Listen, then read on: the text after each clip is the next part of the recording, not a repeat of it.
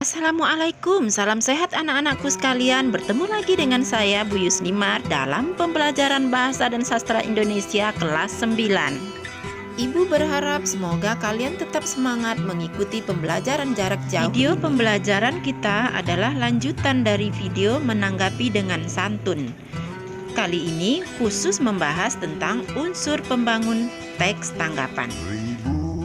Adapun tujuan yang ingin kita capai kali ini adalah agar kamu dapat menelaah dan mengidentifikasi unsur pembangun teks tanggapan, sehingga kalian dapat menyimpulkan informasi yang terdapat dalam teks tanggapan yang kalian baca. Walau tapak kaki penuh darah, penuh nanah.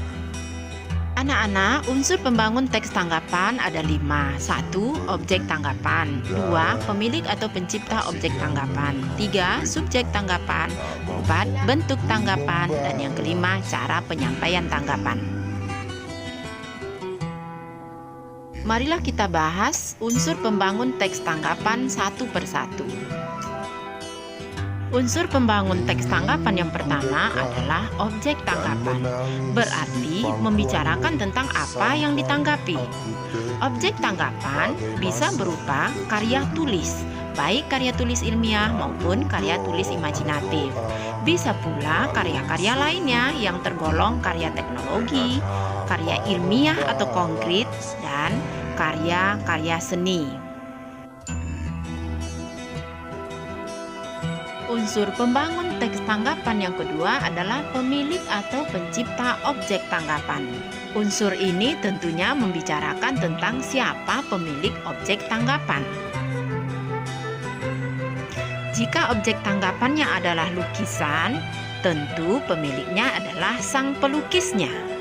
Jika objek tanggapannya adalah sebuah puisi, maka pemiliknya adalah sang penyair. Dan jika objek tanggapannya adalah sebuah novel, maka pemiliknya adalah novelisnya.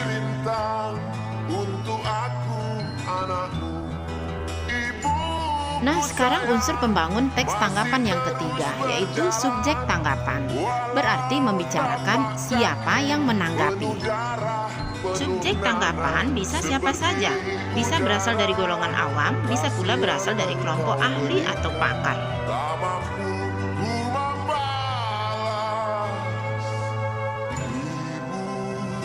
Unsur pembangun teks tanggapan yang keempat adalah bentuk tanggapan.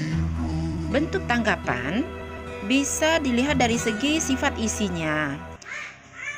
Dari segi sifat isinya ini bisa bentuknya pujian, bisa kritik, bisa pula saran. Tanggapan yang lain bisa kita lihat dari segi fisik dan dari segi cara penyampaiannya. Dari segi fisik, bentuk tanggapan bisa berupa tulisan ilmiah, tapi bisa pula berupa tulisan imajinatif. Sementara itu, bentuk tanggapan dari segi cara bisa berupa lisan ataupun tulisan, bisa pula berupa konkret atau abstrak. Selain itu, anak-anakku sekalian, cara penyampaian tanggapan juga ada yang positif, ada yang negatif. Artinya, ada yang disampaikan secara baik, tetapi ada pula yang disampaikan secara kurang baik atau tidak menyenangkan.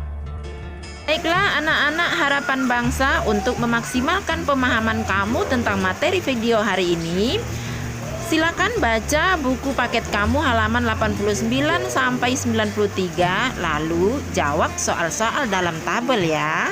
Selamat belajar. Spensa, smart.